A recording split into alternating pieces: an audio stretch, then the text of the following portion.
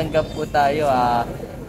Cellphone, isang Samsung A34 5G charging board papalitan, pati itong A72 sa charging board din papalitan natin. Ito po, panoorin nyo po paano natin gawin mga ka-RD. Ito po yung mayari. Ano po nangyari siya? Ayaw mag-charge. Ayaw mag-charge. Sige, ako nang bahala dyan. Panoorin nyo mga ka-RD paano natin gawin. So mga ka-RD, nagawa na po natin yung A34 saka A72 Samsung. Charging board po pinalitan natin. Okay na po parehas. Ito po yung may-ari. Sir, may masabi niyo, sir? Okay naman. Okay naman, boss. So, nakita niyo yung paggawa, no? Okay. So, mga ka-RD, sa sunod na video ulit natin, panoorin niyo po. Binigyan din natin siya ng libre temper. Discount natin siya, mababa binigyan natin. Okay, mga ka-RD.